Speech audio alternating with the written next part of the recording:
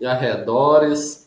Nós estamos hoje iniciando o nosso projeto, é o primeiro seminário de educação política de Conceição de Ipanema. E o nosso tema é Educação Política, as novas mentalidades e novas perspectivas para a coisa pública nos municípios. Hoje estaremos aqui eu e o professor José Aristides. Nós fazemos parte da Associação Sociocultural Concipa. Há 2 anos, quase 2 anos, nós fundamos essa associação, junto com vários outros integrantes, empenhados em mudar Conceição de Ipanema pelo nosso ponto de vista, que a gente acha super importante, que é através da transformação social e cultural. E esse projeto faz parte de vários dos nossos projetos. Como é um ano político, e a política acaba interferindo drasticamente na nossa vida, a gente acha importante. O professor José Aristides vai falar mais sobre a ideia desse projeto e como que surgiu isso. Eu sou, para quem não conhece, médico do Alexandre de Lima. Eu nasci em Belo Horizonte, mas minha família é aqui da região. Chalé, Mantimento, Conceição de Ipanema. E aí eu mudei para cá atrás de emprego, né? E aí eu me apaixonei pelas essas causas que a gente luta da nossa associação. Os outros integrantes que eu quero agradecer e considerar aqui, eu vou falar a Ana Maria, que é advogada, procuradora da nossa cidade, a professora Joana Regina, a Aparecida Prata, professora também, uma artista excepcional, a Fabiana Gomes, que é a FAR, a Mirene, do restaurante Esquina Grill, pessoa sensacional também, uma artista, tá incrustada aqui nessa cidade, mas gente boa. O professor Leandro, o Paulo Magalhães, que é o Paulinho Abreu, o Kennedy, o Kendão, o Olivander, que é o advogado da Câmara Municipal, e o Nathan Lucas. Juntos, há 2 anos, a gente discute várias ideias e temos diversos projetos. A gente acha muito interessante, se vocês puderem apreciar nosso projeto até aqui. Temos no YouTube, Facebook, temos a página da nossa associação própria, e é fácil nos encontrar para quem quiser discutir conosco. E agora, professor Zé. Boa noite, pessoal.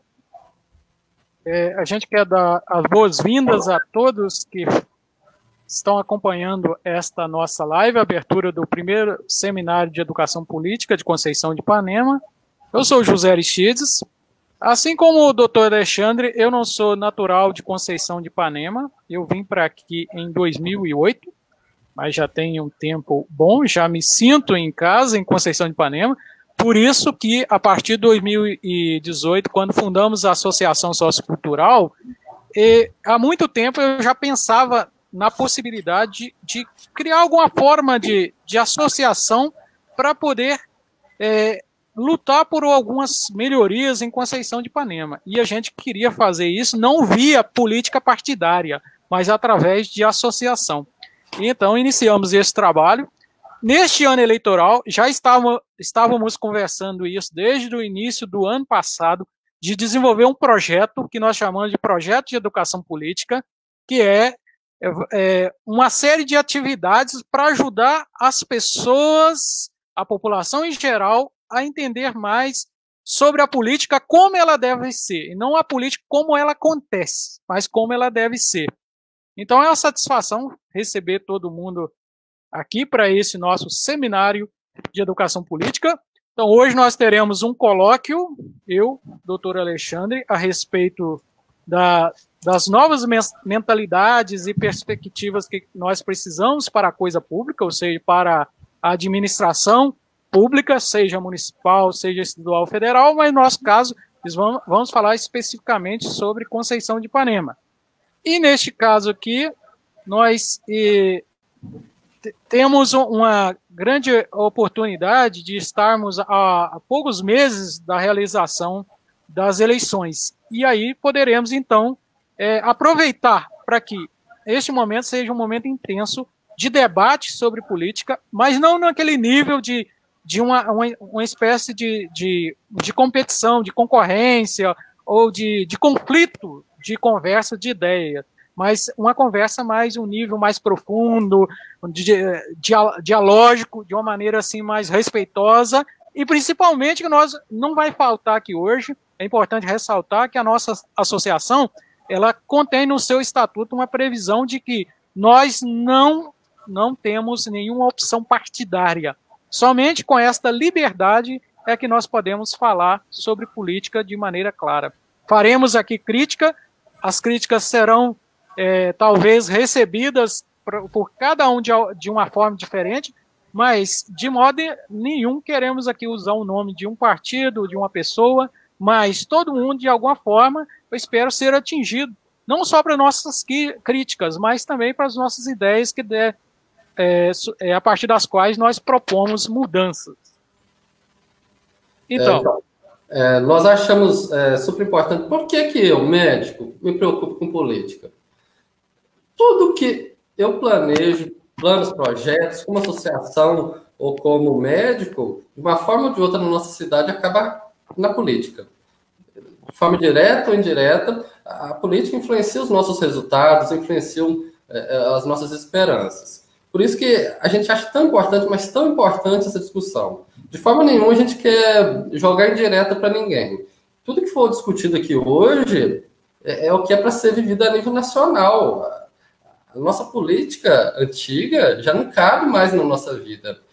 Só que a população é a responsável por isso. Não só os políticos, mas a população. Porque os políticos são a população também. Se a gente conseguir mudar a mentalidade da população, tudo vai correr melhor. Uma cidade pequena igual a nossa, para quem não conhece, tem uns 4.500 habitantes, era para a gente viver, sabe, tranquilamente. E esse ano é um ano decisivo na vida da sociedade local aqui, que vai influenciar os próximos anos em todas as áreas. Por isso que a gente pede, assim, tudo que a gente puder mudar, tudo que você tiver coragem de mudar, tente, porque a gente fala, ninguém vê que dá certo. Mas tudo que a gente fala ou faz influencia a vida de alguém, influencia a opinião de alguém. Por isso que é tão importante. A nossa discussão deve ter 1 hora e meia, então eu espero que quem já entrou continue até o final. A gente vai esperar um pouquinho mais para ficar um negócio mais empolgado. E aí a gente vai discutir os 10 princípios da nossa os princípios para mudar a política em Conceição de Ipanema. São 10 princípios, que estão no nosso modelo de plano de governo, tá? A gente vai falar mais dele daqui a pouco também. E aí a gente vai começar os 10 princípios para a gente ir desembolando o assunto. Mais alguma coisa, Zé, além disso? Sim, não, eu acho que podemos sim partir para os princípios. Até juntar mais telespectadores. Sim. Vamos à leitura, então, dos princípios. Esses princípios para melhorar a política em Conceição de Ipanema. Nós temos muitos colegas aqui de outras cidades que estão acompanhando a live. Eles vão se identificar também. O problema que há em Conceição, em termos de educação política, ou a falta, a deficiência, é um problema nacional. Então, nós vamos começar aqui. O primeiro princípio: política deve ser uma preocupação de todos os dias e não de 4 em 4 anos. A politicagem é aquele debate que só surge quando há um interesse particular de grupos de família. O segundo princípio: a democracia é um compromisso que envolve todas as etapas do processo político, todo o tempo, antes da eleição, durante a eleição e depois.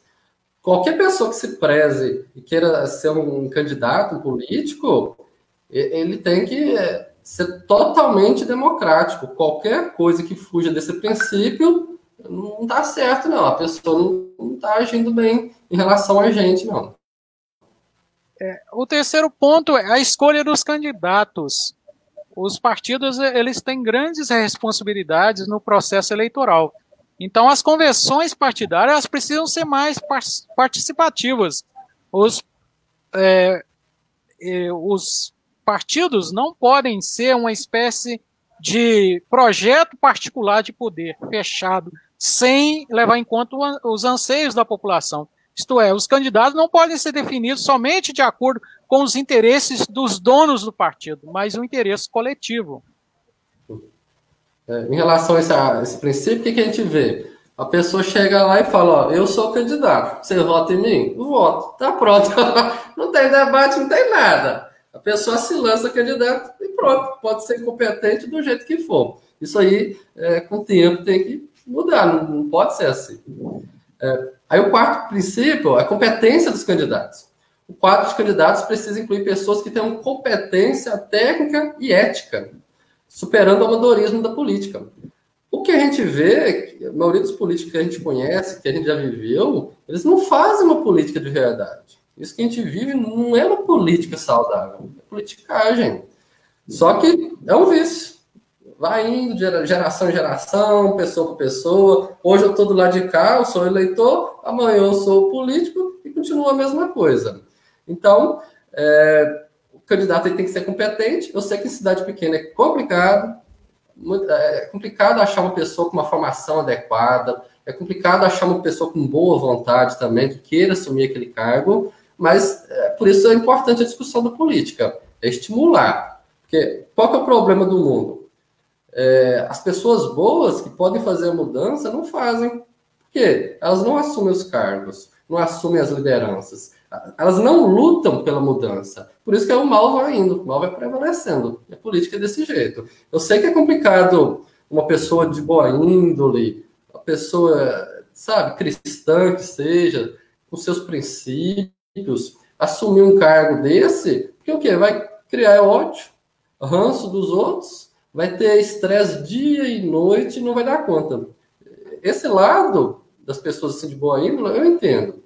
Só que a gente precisa de gente que faz trabalho social que assume esses cargos. E é o que a gente não vê. Quem é bom, quem faz algum trabalho social interessante, não assume. Porque sabe que vai sofrer muito.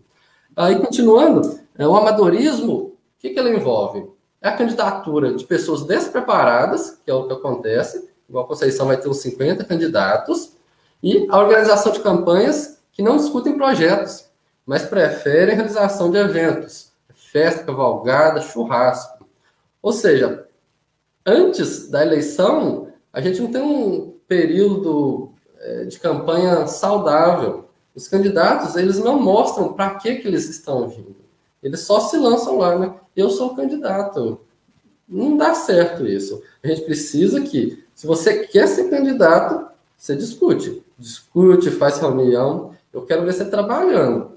Não tem sentido uma pessoa que nunca fez um trabalho social, nunca fez nada pela cidade, do nada querer virar política, se você candidato e tal. A pessoa, você já tem que ver.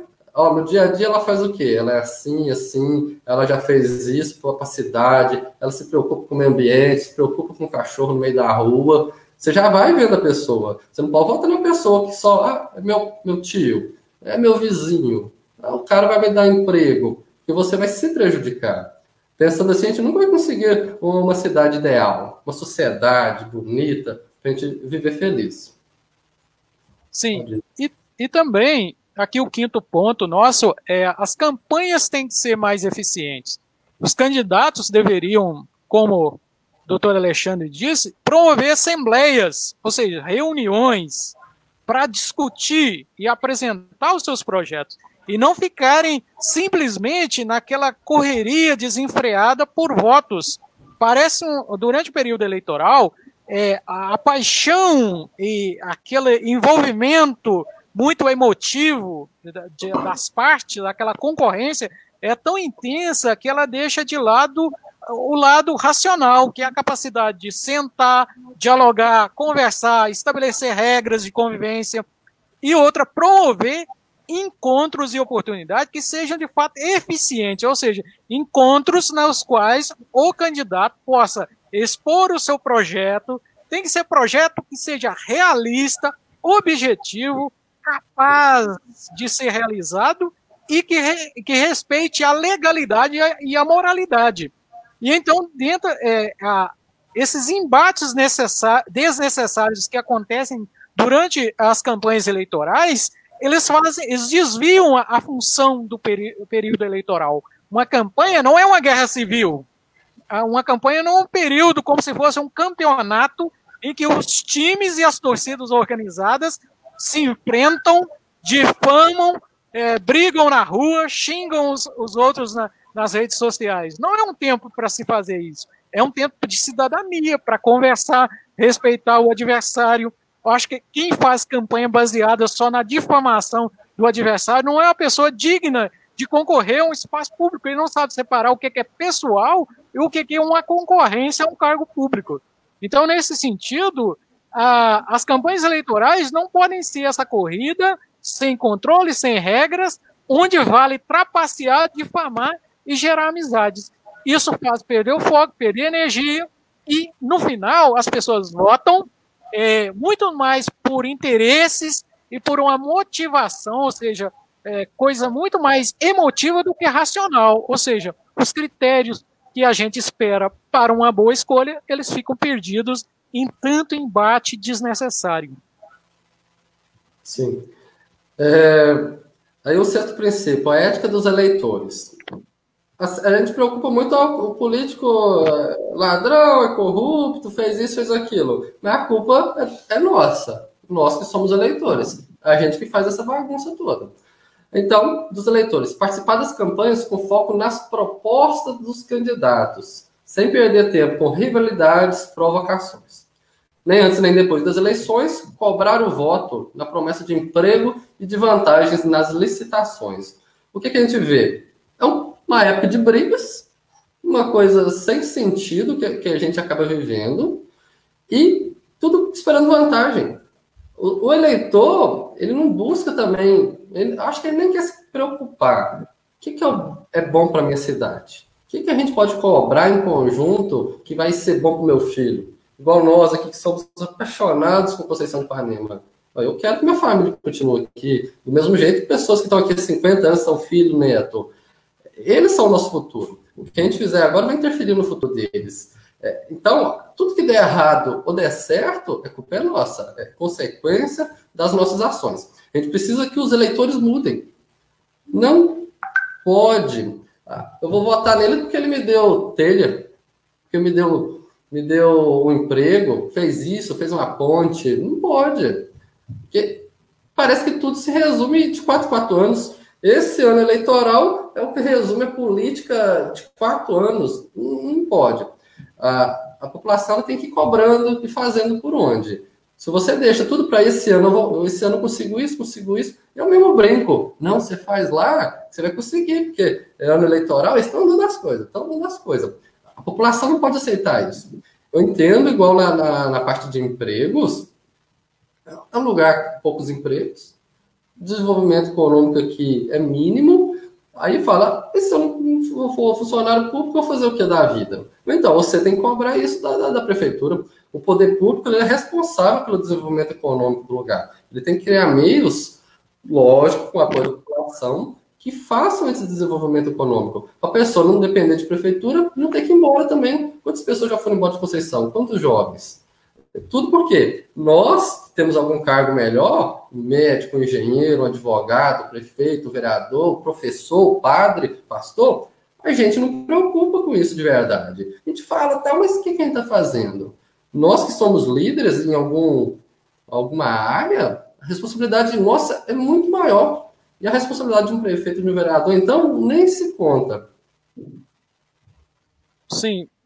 Um ponto importante aí a respeito do empreguismo. Qual que é o grande problema do empreguismo? Cidades pequenas, elas esperam muito do emprego público numa prefeitura.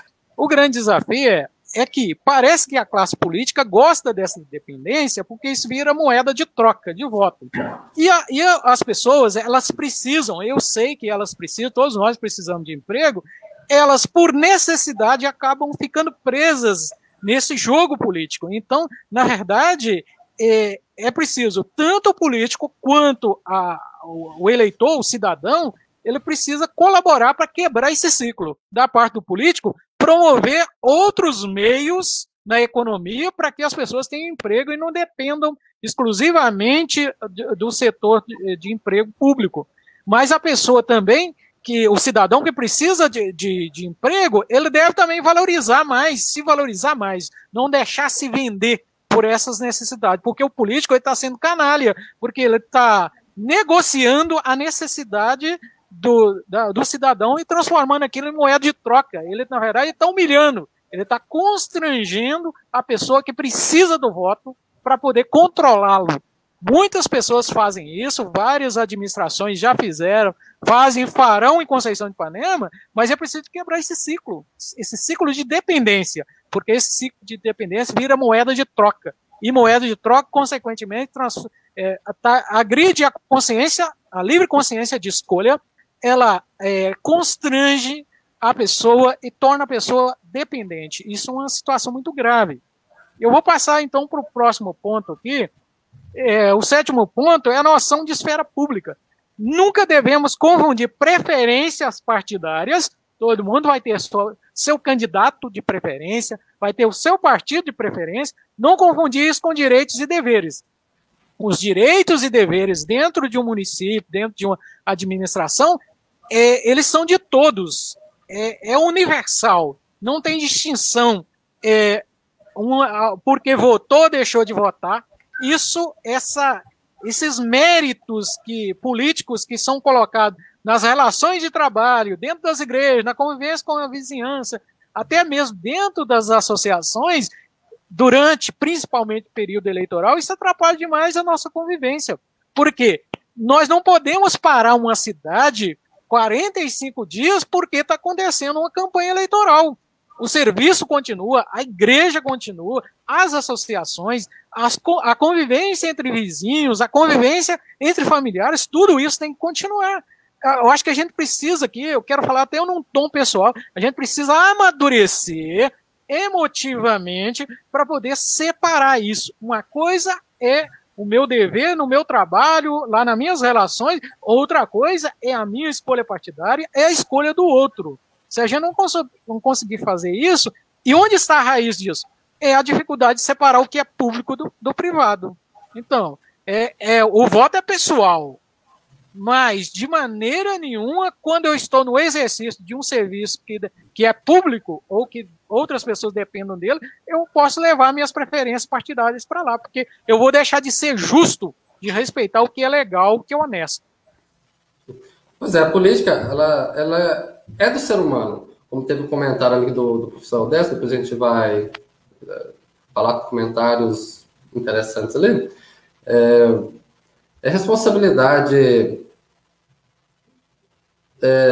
A política a gente tem que ver durante os 4 anos. Todo dia passa 4 anos, passa mais 4. Ela faz parte da nossa vida. Nós somos seres políticos. A gente não pode esperar só de 4 em 4 anos. Esse ano é tipo assim, uma divisa na minha vida política, na minha vida como pessoa, na minha vida como membro da igreja. Não, a pessoa tem que viver a política verdadeira sempre. Mas não pode deixar que esse ano político, que uma eleição seja uma barreira, seja algo prejudicial para a nossa sociedade. Em relação ao princípio 8, na véspera e no dia das eleições, é preciso superar aquela vigilância mútua pela compra de votos e acabar com a mania de sujar as ruas com santinho no dia das eleições. 2 coisas. Prestes à eleição, as pessoas aumentam as brigas. As pessoas desconfiam do outro, o outro está levando vantagem. Aquele candidato está comprando ali e tal. Isso é ruim para qualquer relacionamento. Porque, querendo ou não, nós temos um relacionamento com todo mundo. A cidade é pequena, a gente conhece todo mundo, é quase uma família. Igual no relacionamento, marido e mulher. Se um desconfia do outro, isso é saudável? Não é saudável. Qualquer relação tem que evitar isso. Mesmo que você ache, estou sendo prejudicado. Porque o outro, ele está ficando de olho. Está cobrando alguma coisa e eu não. Mesmo se eu achar que estou sendo prejudicado, eu não posso fazer, porque ele está fazendo errado, eu vou fazer também não. Porque só piora o balaio do gato aí. E a outra coisa que fala no 8º princípio, santinho, vira aquela bagunça, aquela poluição no meio das ruas só para mostrar a foto do candidato ali. Isso aí também, a gente espera que evite-se uma coisa tipo essa, que é um tipo de poluição. A respeito ainda desse 8º ponto, eu quero acrescentar aqui que é muito desagradável esse clima de relação durante o período eleitoral, porque isso passa a ser uma espécie de uma coação psicológica e social em cima dos outros. Geralmente, torna-se obrigatório, ou quando as equipes de campanha, elas obrigam as pessoas a colocarem adesivo nos carros, colocar bandeira nas casas, constrange os eleitores a usarem determinadas camisas, uniforme e tal, demonstrarem isso publicamente, porque senão eles não vão conseguir demonstrar para o outro, para o concorrente, que se está tendo apoio ou não, se tem muitos eleitores ou não. Isso é muito desagradável, porque isso invade a consciência livre, plena, o exercício pleno da consciência para a pessoa votar livremente. Ela está sendo coagida. Existe a compra de voto de maneira direta, quando há dinheiro, há um benefício que se troca, mas também existe a compra de voto, aquela que se exerce de modo psicológica e socialmente. Quando eu gero dependência para a pessoa ser constrangida e obrigada a votar em mim. Ou quando eu pressiono a pessoa dizendo, olha, o concorrente não vai fazer nada por você, você vai perder naquele ponto. É uma espécie de coação. Então, quem faz isso está praticando uma corrupção política. Essa corrupção ela começa desde o processo eleitoral e ela vai se consolidando durante o processo do mandato. Sim. Ô Zé, o problema é que nós viramos reféns. A gente fica refém dos outros. Parece que qualquer hora a gente vai sofrer um ataque verbal que seja e a gente fica com medo. O ser humano, a gente sente medo. Aí as situações vão desembolando ali e viramos reféns. E aquela pessoa que vai representar a nossa cidade, que vai ser nosso prefeito, o nosso vereador, é ele que me fez medo, ele que me fez refém, ele que me prejudicou antes dele conseguir lá. As pessoas, elas querem conseguir, elas enrolam de um lado para conseguir o que querem e prejudicam o outro do outro lado para ver se ele desanima, se ele fica refém mesmo, um escravo. Sim, e o que eu falo? Pode falar, Zé. Sim, é uma espécie de tentativa de controlar a pessoa por todos os lados, né? Para que ela fique dependente. Isso é muito grave. Pode continuar. O que eu ia falar o que eu falo sempre? Até esse tópico agora, os anteriores que a gente discutiu. São duas partes. Quem está em cima, que é o poder público, quem está embaixo, que é o eleitorado. Os dois são responsáveis. O que um deixa de fazer prejudica o outro. A gente não pode esperar que o de cima ou que o de baixo se responsabilize e faça. Mas a gente tem que fazer a nossa parte. Você, eleitor, você está fazendo sua parte, às vezes o poder público não faz. O que você acredita vai conseguir mudar as condutas do poder público. Então, mesmo que você seja prejudicado de alguma forma, você tem que defender o que você acredita, que isso vai trazer um retorno grande para você, para sua família, para a cidade em geral.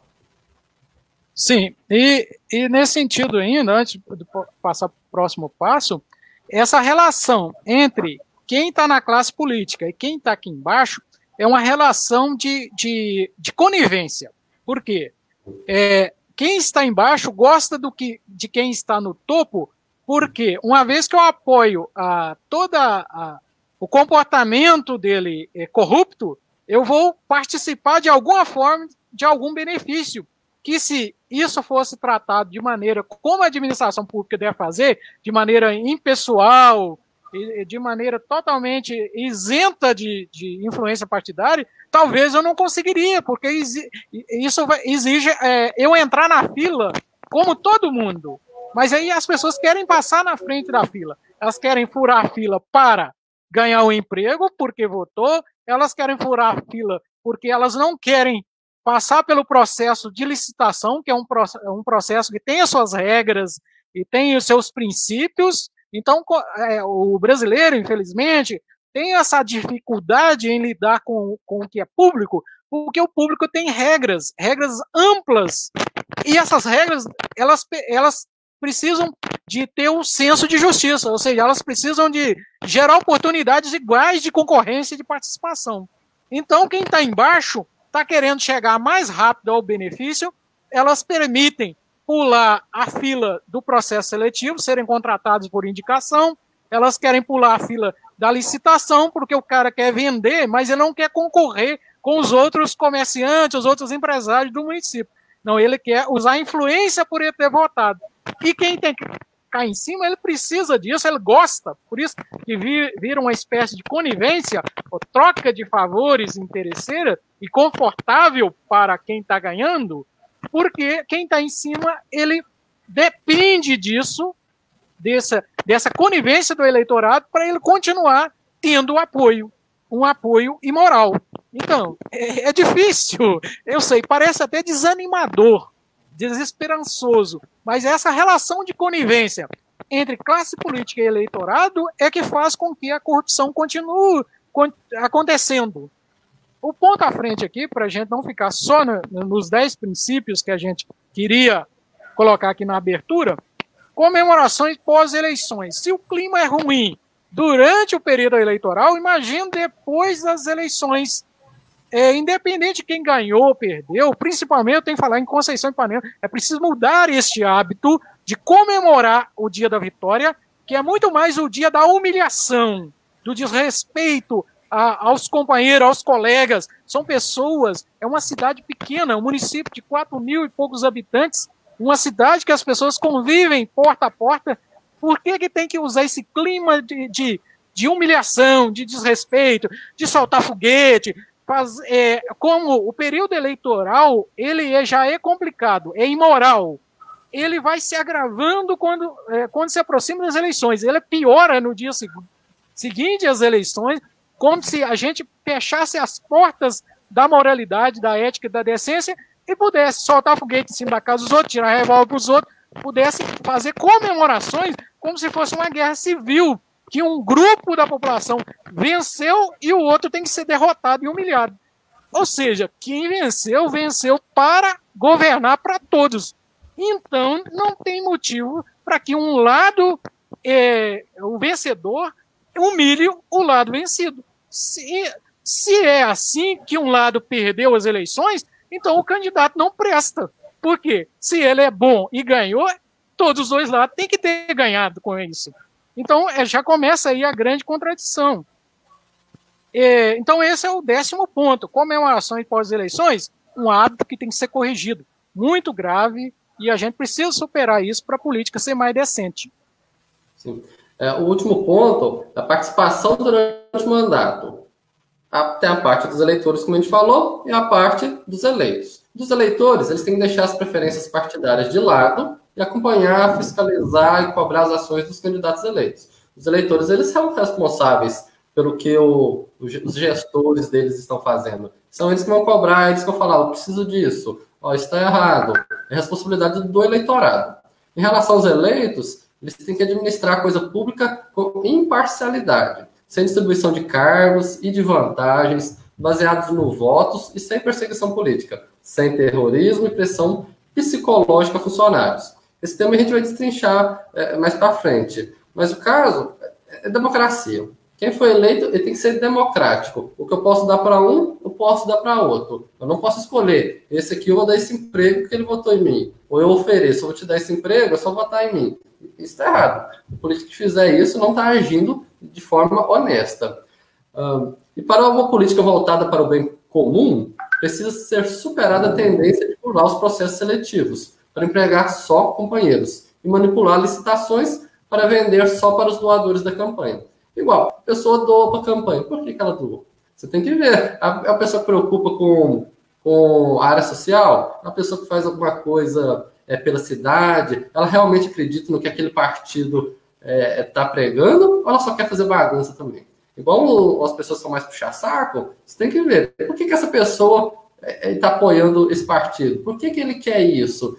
Porque isso, de certa forma, vai gerando vantagem para um, para outro. A gente que está de fora, é só observar. A gente observa a conduta das pessoas dia após dia, você vê, se você conhecer, né, o que é certo e o que é errado, por isso que a educação política, você vê, ele fez isso, não está errado, está errado, está certo. Você que é o juiz. Por isso que as nossas ações como eleitores é tão importante.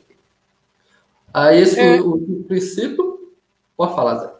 Sim. Aí, Feitas essas considerações sobre esses 10 princípios, a gente está discutindo sobre educação política, novas mentalidades, novas perspectivas para a coisa pública nos municípios.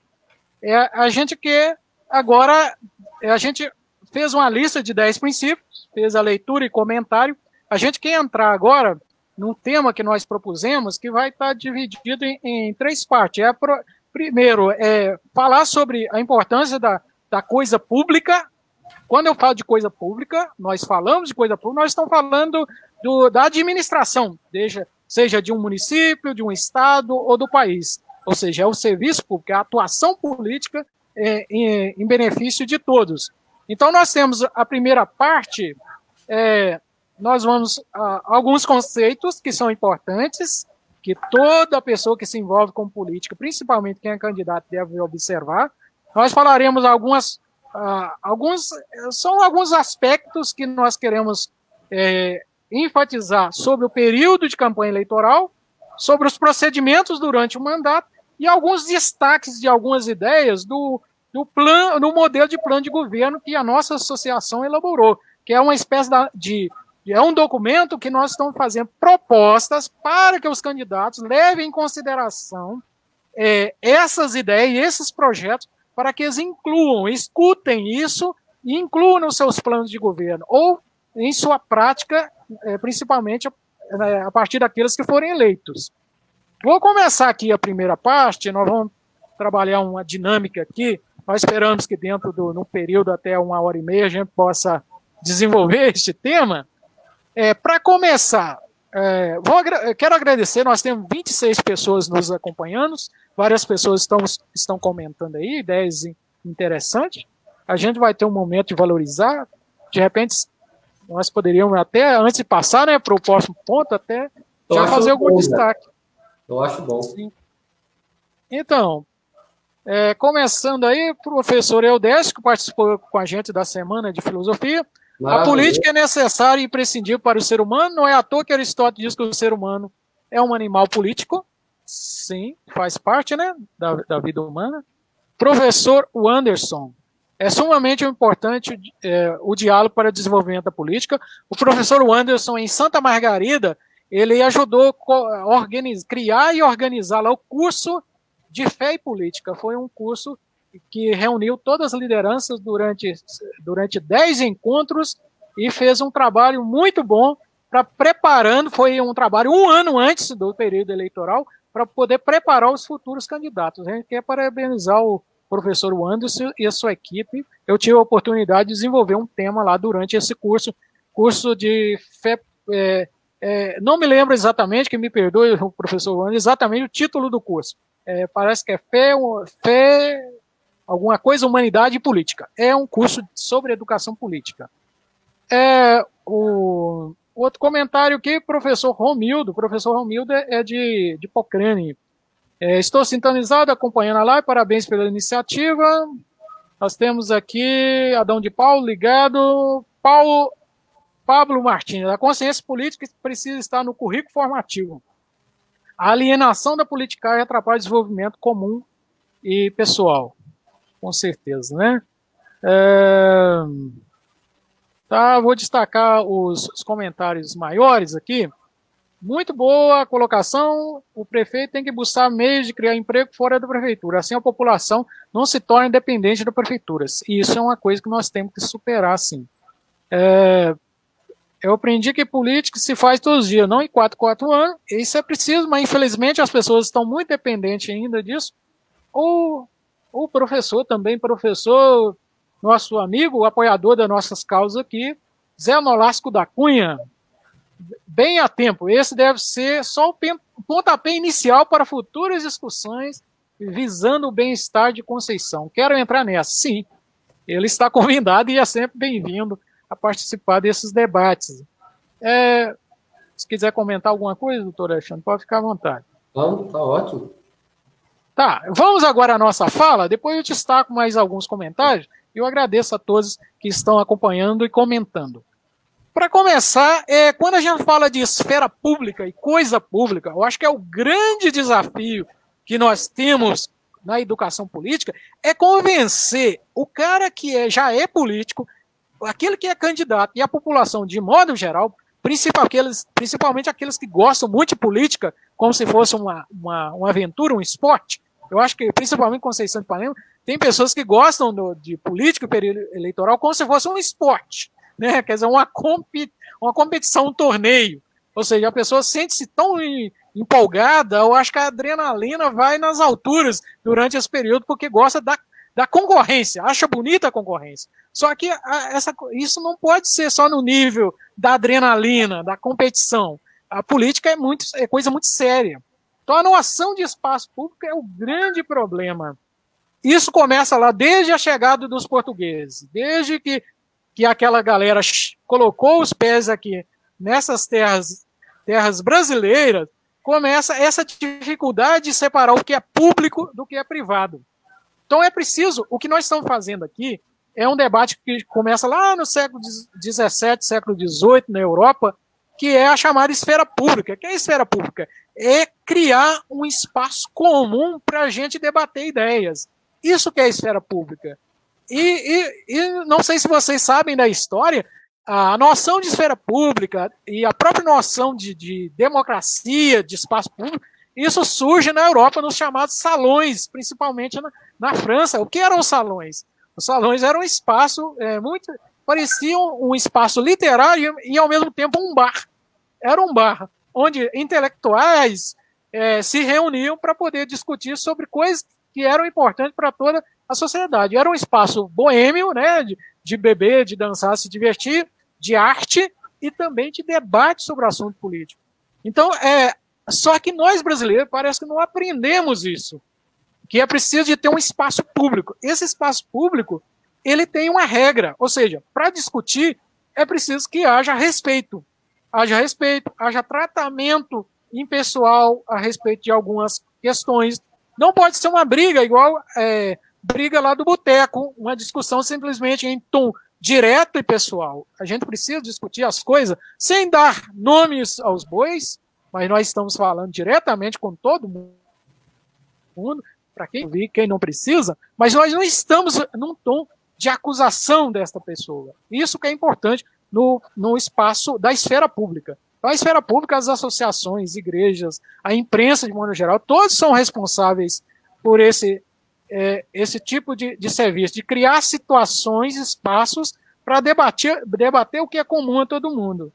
Então, o que é a coisa pública? Então, partindo do que é a esfera pública, que é o espaço comum para a gente debater, resolver ideias através do diálogo, da conversa, e não brigando em redes sociais, colocando apelido nos outros, difamando, ou brigando nas ruas, fazendo fofoca. Não é isso que é a esfera pública. A esfera pública é esse espaço educativo de conversa amistosa, respeitosa, dialógica. Isso aí cria o que nós chamamos de coisa pública. O que é a coisa pública?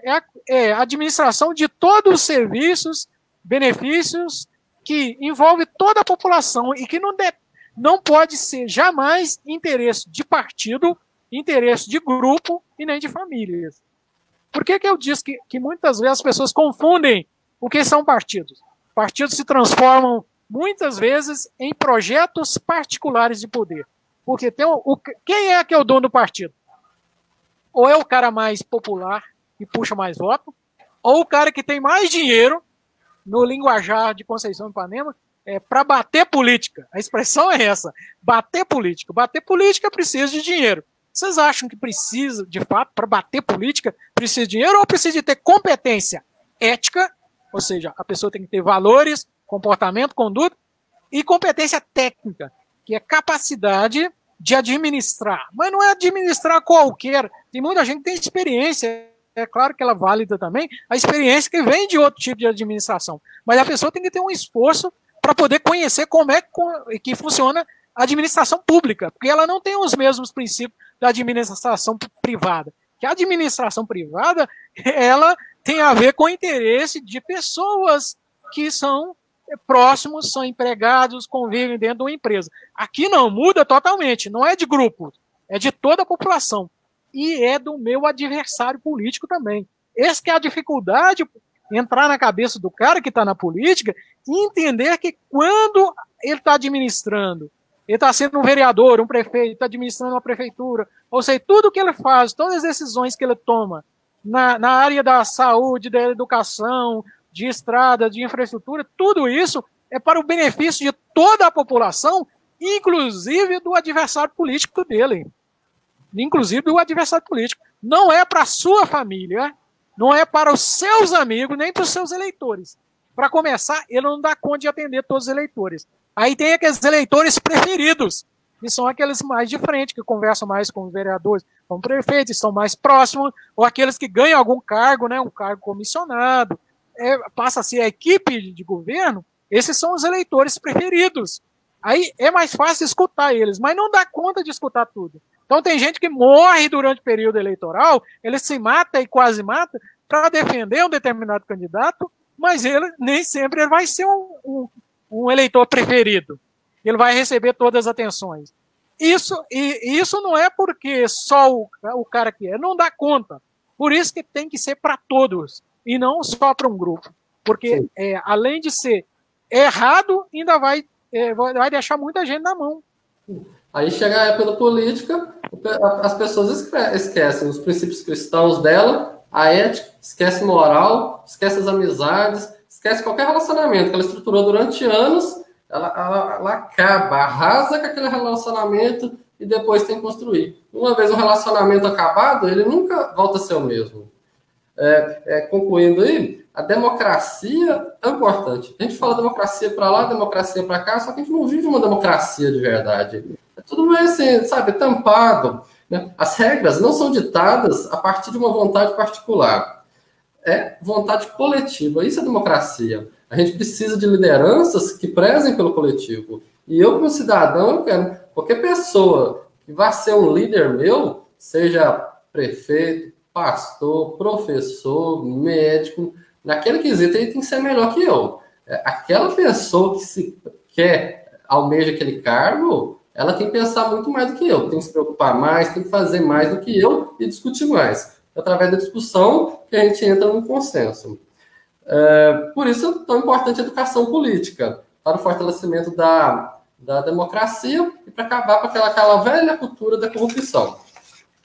Aí, entrando no conceito já da corrupção, né? Não podemos culpar só os políticos. Nós somos corruptos. O ser humano ele é corrupto. É passar na fila, é ter um troco a mais, é ter uma coisa que o seu colega não tem, é receber um abono salarial sem sentido, que se vê muito. Isso tudo é corrupção.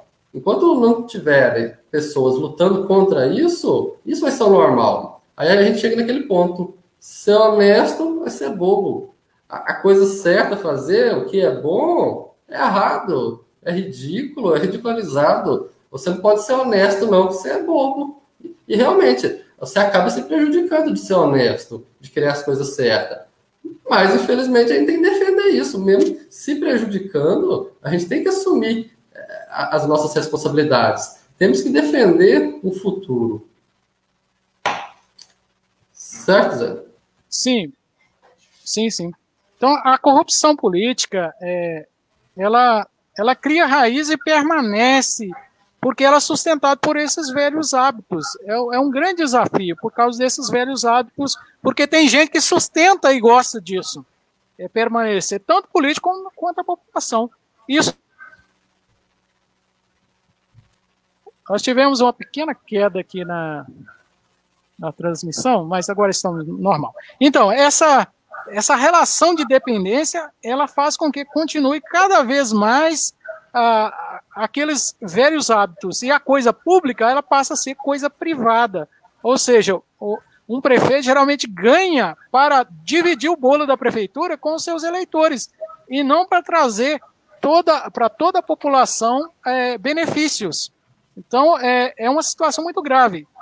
E nós queremos, então, dar um passo à frente aí e comentar sobre um ponto importante que rege toda a administração pública, que é o que está previsto no artigo 37 da Constituição Federal de 88, que diz o seguinte: a administração pública, direta e indireta, de qualquer dos poderes da União, dos Estados e do Distrito Federal, dos municípios, obedecerá aos princípios de legalidade, impessoalidade, publicidade, moralidade e eficiência. Nós vamos fazer um comentário geral a respeito disso aí. Pode começar. Em relação à legalidade, o desrespeito à lei é o vício mais corriqueiro nas administrações públicas. Tudo que se faz na administração pública tem que ser legal. Mesmo que você tenha um monte de papel assinado, tá tudo escrito ali.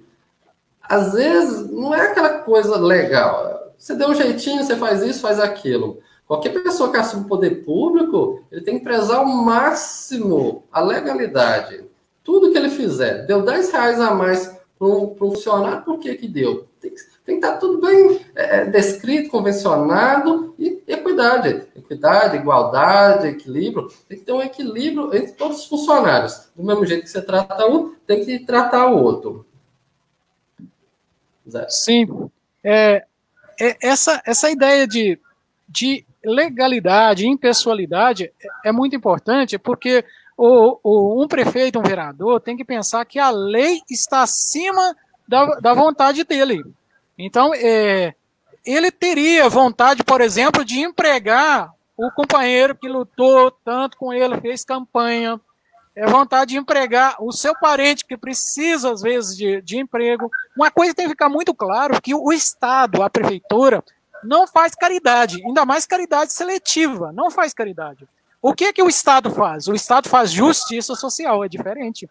Se você quer ajudar uma pessoa que precisa de um emprego, esse tipo de ajuda dentro do espaço público, ele vai acontecer através de políticas específicas. Existem políticas públicas para ajudar nisso. Através de políticas públicas e políticas também.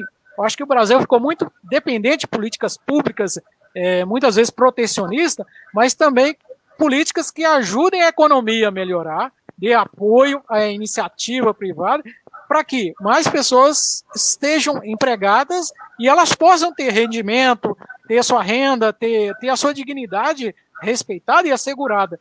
Mas a caridade não. Prefeitura não é para fazer caridade.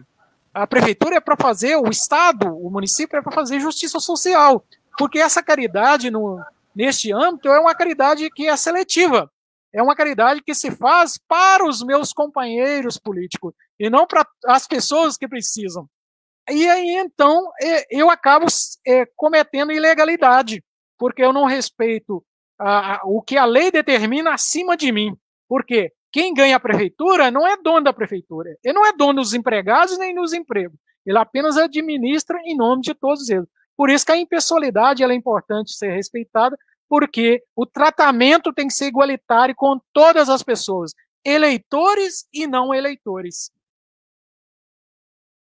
O que a gente observa, né, são os interesses particulares. Os meus interesses, ou na falta desse, que às vezes tem um vereador, nem para ele mesmo ele faz. Ele faz para um, para outro, mas de acordo com os interesses particulares dele. Em relação à impessoalidade, o que eu acho importante? A gente tem que ter critério. Você vai fazer uma ponte, por que você está fazendo essa ponte? É uma estrada principal? É uma estrada que vai para um lugar que tem dezenas de casas? Uma estrada que vai para uma casa de pessoas idosas, às vezes a pessoa não anda? Critérios. Protocolos, igual na saúde. Liberação de exame. Tem que ter protocolo, tem que ter critério. Por que eu vou pagar esse exame e não vou pagar esse exame? Por que eu vou fazer isso e não vou fazer aquilo? Qualquer coisa que for ser feita em relação a várias pessoas no eleitorado, tem que ser através de critérios e protocolos. Do mesma forma que cargos. Você põe a pessoa num cargo lá, cara não sabe nada do cargo, não pode, ela tem que ter competência. Você vai pôr uma pessoa da saúde, na educação, ou vice-versa, uma pessoa que nunca trabalhou com aquele assunto na vida. Aí você pega e põe ela lá, isso não é impessoalidade. Você tem que ter, por que você vai pôr aquela pessoa? Ela tem que ter um motivo, ou ela tem uma formação, ou ela tem uma experiência prática, ou ela tem uma boa vontade imensa também, mas tem que ser uma coisa mais criteriosa. Eu quero ligar aí os princípios de legalidade e impessoalidade à publicidade. Eu estou até não seguindo exatamente a ordem aí. Legalidade e impessoalidade à eficiência. É esta relação que eu quero fazer. Por quê? Se você respeita a lei, que disciplina regras, tem regras para tudo, todos os passos e ações de um prefeito, de um vereador. Você precisa respeitar a impessoalidade, porque tudo isso tem a ver com eficiência, porque um Estado tem que ser eficiente. O dinheiro público que você utiliza, ele tem que trazer resultados que beneficiem todas as pessoas. Porque se esse dinheiro é empregado para o benefício de uma outra pessoa, de um grupo, você está quebrando essa harmonia e essa finalidade que a política tem, que é do bem comum. Então, esses princípios têm que ser observados para que o dinheiro público seja empregado com eficiência, que os projetos, as ações, tudo aquilo que o gestor fizer, as obras que ele construir, tudo isso, o dinheiro que vai ser empregado nisso é um dinheiro que vai beneficiar toda a população, e não um dinheiro que vai ser empregado somente naquilo que é interesse dele, da sua família ou dos seus eleitores mais chegados. E tem a questão aí da moralidade. Tudo isso envolve moralidade. Se você não tiver respeito pelo bem comum, respeito pelos outros, ter uma conduta que seja ética, então fica difícil você falar que tem uma gestão democrática, pautada na legislação, principalmente dentro desse espírito da Constituição Federal de 88. Um candidato sem princípios éticos, convictos, nunca será um bom gestor. E não adianta falar, prometer, falar que é honesto, falar que vai fazer isso e aquilo e não mostrar. A gente precisa daquela pessoa que mostra no dia a dia. Se ele está te prometendo alguma coisa, ele fala que tem essas características, você tem que ver no dia a dia dele, ele faz isso de verdade. Voltando, você é o juiz. Você que tem que julgar para você acreditar ou não, porque nos próximos anos, ele que vai influenciar de forma intensa a sua vida. Você é o responsável por isso.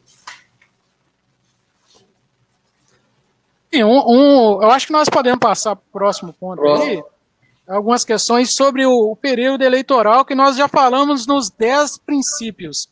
Os 10 princípios são aqueles que abriram a nossa discussão de hoje. E o que eu quero destacar aqui primeiro a gente falou do desvio de finalidade dos partidos. Esse desvio de finalidade, ele influencia todo o período, tanto o período eleitoral, quanto durante todo o mandato. A administração, ela fica viciada. Porque o processo eleitoral, ele é viciado desde o começo. Por quê? Os partidos, como projeto particulares de poder, eles não levam em consideração as necessidades de toda a população. O candidato, ele toma a iniciativa de ser candidato sem considerar se de fato ele é capaz, se ele agrada ou não à população, se essa candidatura é só um projeto pessoal de poder ou tem a ver com a publicidade, ou seja, com o coletivo, com os interesses particulares. Então, o que são os partidos, na verdade, principalmente em pequenas cidades? São panelinhas, porque elas acabam complicando a convivência, porque é um problema de interesses particulares. Então, os presidentes de partidos, eles não podem atuar como donos do partido. Eles precisam levar em consideração que todos os interesses de todos aqueles que estão dentro do partido são filiados, e muitas vezes tem partido também que as pessoas fazem parte, elas são fantasmas, elas só assinam. As convenções já são predeterminadas, quem tem mais dinheiro dentro do partido, mais influência, controla e manipula o partido. O partido acaba não prestando nenhum serviço social relevante. Isso é muito problemático. Os partidos no Brasil são um grande problema. Por quê? Ao mesmo tempo que eles deveriam ser caminhos legais, legítimos de transformação social, eles se transformaram em guetos, em panelinhas, em projetos particulares de poder para poder fazer a carreira. Na verdade, é uma conivência entre o grupo para poder financiar a carreira política de um cara. Tem deputado, vamos citar aqui, isso acontece com vereador, acontece com vários políticos, que vão até se aposentar concorrendo, ou às vezes o cara chega a 90, 100 anos de vida e ele continua concorrendo, se reelegendo. Por quê? O espaço político se transformou em carreiras políticas. Isso não seria o seu propósito de um partido. O partido precisa permitir mais circularidade de pessoas, de proposta, permitir renovação constante. Os partidos têm dificuldade de aceitar as renovações. Então, eu acho que da minha parte, a respeito dos partidos, seria este ponto mais grave. O Zé falou muito bem em relação ao partido, ficou bem detalhado. E é basicamente isso. O partido, você pode seguir, ter um partido, que você se adequa aos seus ideais. Agora, você tem que ter noção que esse partido, ele tem que governar por todos os partidos. Então, tem que ser um conjunto. Você é de um partido, mas você tem que estar pensando no bem comum. E voltando à imoralidade, igual, os candidatos às vezes costumam prometer vantagens imorais e legais para os eleitores. Está errado quem promete e mais errado ainda quem aceita, ou quem concorda com esse tipo de política. A compra de voto por meio de compensações financeiras e de benefícios, ela é grave. E a gente vê isso diariamente. A gente mete a lenha no outro e a gente acaba fazendo a mesma coisa. Né? Acaba-se a ética durante o período político. Por isso, assim, o que a gente pede? Vai votar em alguém? Pensa bem. Será que vale a pena? Senão a gente nem vota. A gente fala, é ruim votar nulo, não votar, que a gente deixe de fazer o papel como cidadão. Mas, assim, tem que ter boas opções também. E as opções são a gente que vai fazer. Você, como eleitor, você é responsável por quem são os candidatos. Você tem que estimular, do mesmo jeito que a gente está fazendo aqui. A gente quer estimular que as pessoas mudem a mentalidade delas e pratiquem uma política saudável. Olha, toda forma de compensação, seja financeira ou através de benefícios, para poder adquirir um voto, ela é errada da parte de quem promete, assim como da parte do eleitor que aceita. Porque tem muitos eleitores que esperam 4 anos para poder resolver algumas coisas que ele não consegue com a sua renda mensal. Ele espera 4 anos para reformar a casa dele, né, para poder trazer alguma melhoria. Eu sei que todo mundo precisa de dinheiro, precisa de melhorar a sua vida.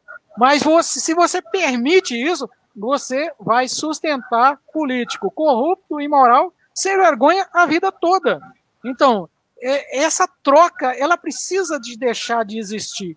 Porque essa conivência, ela faz muito mal para o bem público. Você precisa pensar num político e num projeto político que ajude você a sair dessa dependência e não continuar nela.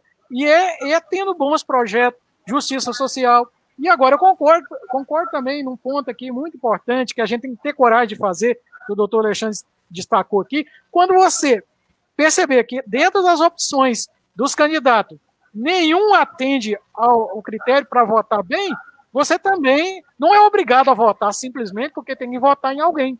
Porque se todo mundo começasse a punir os políticos durante o processo eleitoral, se ausentando de votar, às vezes algumas mudanças seriam necessárias. Não significa ser irresponsável e abrir mão do poder de participação, mas é usar isso como uma ferramenta, um instrumento para poder cobrar que é preciso não só ter o direito de votar, mas ter o direito de ter boas opções. Eu não só sou obrigado a votar, eu preciso também ver boas opções para que eu possa votar. Se não há boas opções, então eu estou moralmente desobrigado a ter que votar em qualquer um. Porque a gente tem acontecido no cenário nacional ou local, às vezes sendo obrigado a votar no famoso menos pior. Isso não pode ser. É preciso que a gente vote naquele que realmente tem condições éticas e técnicas. Mas não é simplesmente obrigação minha fazer isso. Porque quem é que dá a opção para a gente? Quem dá a opção é o partido, os partidos que escolhem. É eles que convencionam que determinada pessoa deve ser o candidato a prefeito ou os candidatos a vereador. Então os partidos têm muita responsabilidade nisso, porque estão nos obrigando a votar em quem que se eles não tivessem no páreo, a gente jamais escolheria. Nós estamos sendo obrigados a votar em opções que estão aí porque são os menores males, não porque são os melhores que votaríamos. Sim.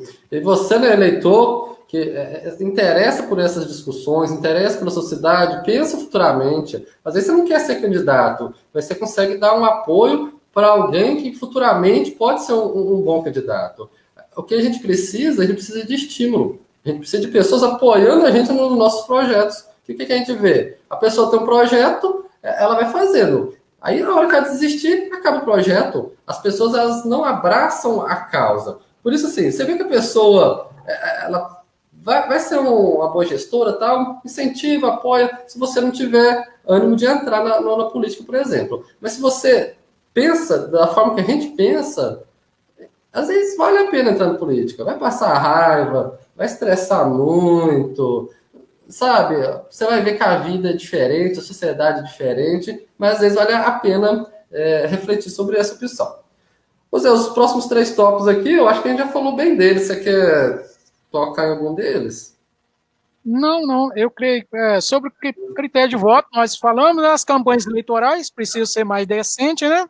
Uhum. Não pode ser um período de inferno social, que eu aqui até cunhei um termo aqui para falar do período de campanhas eleitorais, principalmente Conceição de Ipanema, é um período de inferno social, ou seja, é um período que as pessoas não conseguem mais dialogar e nem ter respeito. Isso acontece em Conceição, acontece em vários municípios brasileiros, mas tem que mudar. Esse clima negativo da concorrência eleitoral tem que acabar em todo sentido. A relação entre candidatos, entre eleitores, a gente precisa, e eu acho que este ano, só para concluir essa parte, este ano, talvez em meio à pandemia, eu sei que é capaz que tem muita gente que vai, mesmo com determinadas restrições, vão se aventurar em fazer campanha presencial, mas eu acho que essa seria uma oportunidade muito grande para que a gente aprenda a fazer campanha um pouco mais à distância, sem menos contato de constrangimento, de assédio em cima do eleitor. O que acontece é assédio em cima do eleitor, assédio em cima do vizinho, do amigo. Então, talvez a pandemia ajude este ano a gente fazer uma experiência diferente de campanhas eleitorais. Campanhas que podem usar os espaços que parece que a legislação eleitoral está abrindo espaço para isso, pode usar os espaços de mídias sociais para debater projetos, de conversar, não brigar, né? Conversar civilizadamente. Eu acho que este ano deveríamos fazer essa experiência de novas formas de fazer campanha e tirar de vez essa ideia de combate corpo a corpo, como se fosse uma guerra civil. Eu espero isso. Concordo plenamente com o professor Zé. Sabe, uma crise é uma oportunidade. Toda vez que você tiver uma crise na sua vida, é uma oportunidade de mudar alguma coisa. E esse ano, bem ou mal, que não é um ano bom, nunca é um ano bom para dar uma pandemia, mas o ano político, então, bagunçou tudo. Mas, às vezes, é uma oportunidade, já que a gente está discutindo esse assunto, da gente pensar diferente. A gente aproveitar essa oportunidade, essa crise, para a gente sair melhor no final das contas. Ô Zé, eu queria que você visse os comentários aí, que tem mais comentários aqui. Vamos destacar aqui uns comentários. Onde é que nós paramos? Tem muitos comentários. Eu vou destacar. Elivander Dias, nosso advogado e nosso companheiro de associação, tem visto que eleitores, de uma forma geral, estão se conscientizando aos poucos. Essa live e outros projetos de conscientização se tornam extremamente importante para acelerar esse processo. Nós acreditamos, apesar que eu sou um pouco pessimista a respeito de mudanças políticas, porque são processos muito lentos e dependem da vontade da maioria, mas eu creio que alguma coisa está mudando, principalmente hoje com redes sociais. Eu estou dizendo aqui que as pessoas falam mal, brigam e tal, mas também tem sido espaço de maior expressão política, um espaço democrático. Só que nós precisamos qualificar essa forma de participar. Mas eu creio que nós temos algumas possibilidades. Olha, essa mudança que a gente quer, ela é a longo prazo. Tudo que a gente prega não vai ser de uma hora para a outra. Vai ser para daqui 10, 20, 30 anos. Mas eu acho que esse modo de vida que a gente tem hoje em dia, eu acho que vai ser mais rápido. As mudanças vão ser mais rápidas. Para bem ou para mal, as coisas vão mudar mais rápido. Unir esforços e resolver que vai ser para bem, tudo vai correr mais rápido. Sim. Paulo Sérgio, eu não quero uma Conceição só para mim, sim para filhos, netos, etc. Ou seja, o Paulo está preocupado com uma sociedade ou a comunidade de Conceição mais humana, respeito e dignidade. Isso é o que a gente precisa, e é com a colaboração de todos que a gente consegue isso. Maria José Soares Oliveira, olhando o portal transparente do governo federal sobre o auxílio emergencial, dá vergonha. A corrupção faz parte do perfil do cidadão, infelizmente. O que fazer para ajudar a mudar a consciência? Corrupção nem sempre começa com políticos. Concorda? Ela não começa porque de onde saem os políticos? Saem da sociedade, né? Mas quem está no poder tem grande responsabilidade para dar um feedback a respeito disso e fazer uma transformação.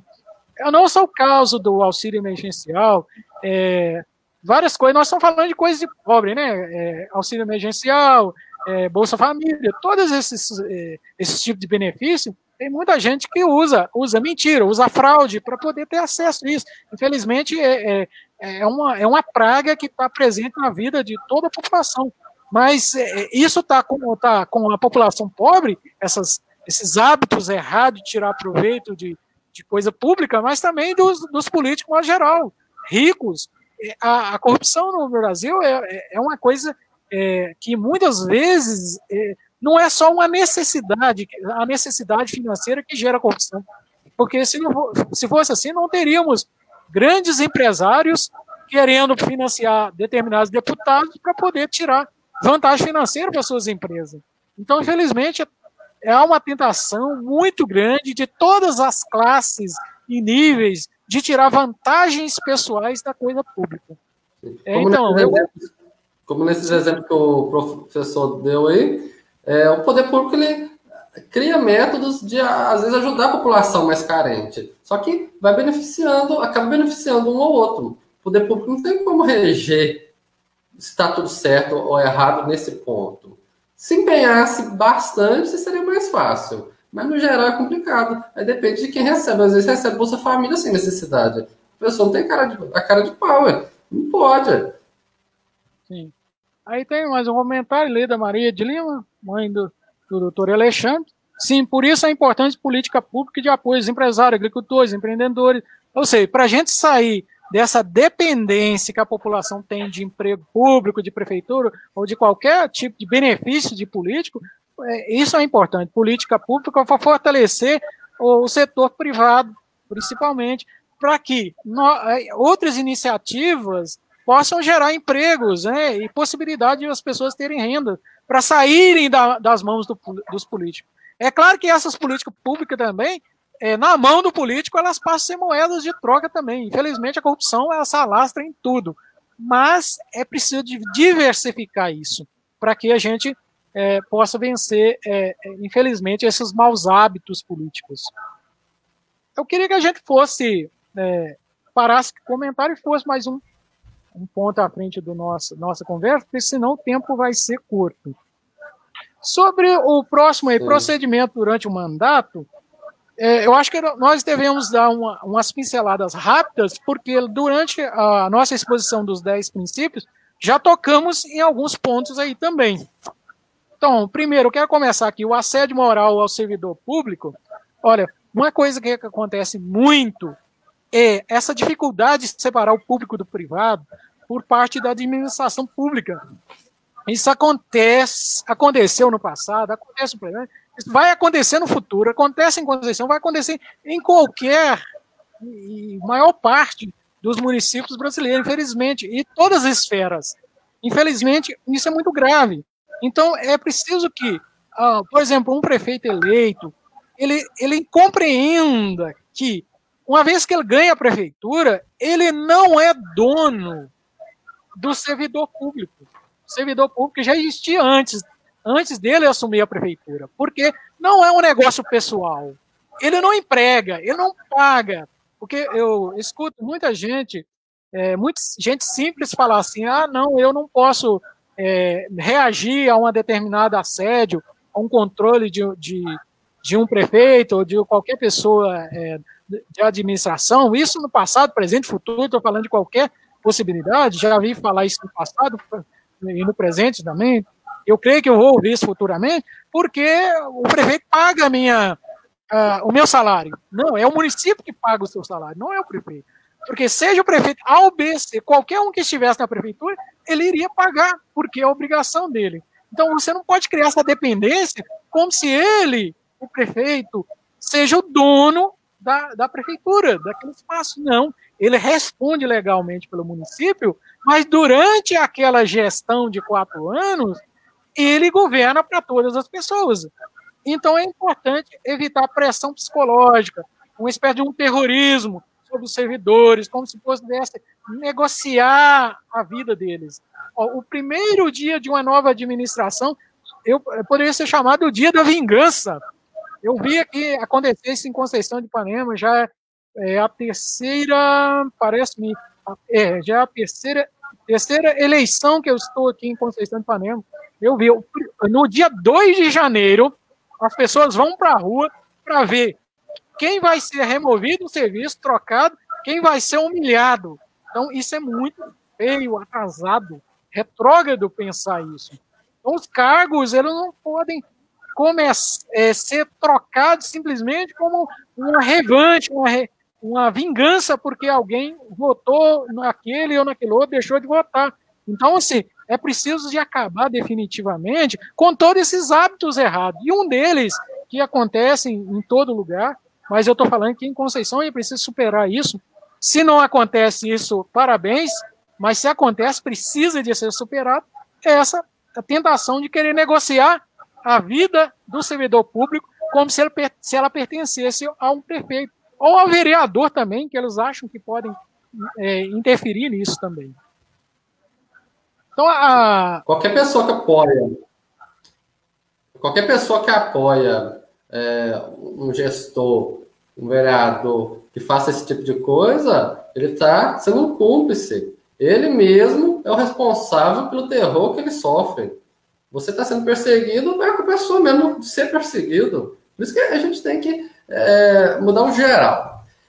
Continuando, questão ilegal de cargos para os eleitores. Os novos eleitos, além dos cargos de confiança permitidos por lei, não podem negociar os cargos públicos para os amigos e os eleitores, que é o que a gente falou. O prefeito ele não dá empregos e nem reparte contratos de licitação. Os processos de contratação de licitação, eles precisam ser abertos, transparentes e de acesso universal. Isso é democracia. Nós precisamos de políticos que prezem isso. Políticos que a gente consegue ver que na gestão dele, esse tipo de coisa está acontecendo.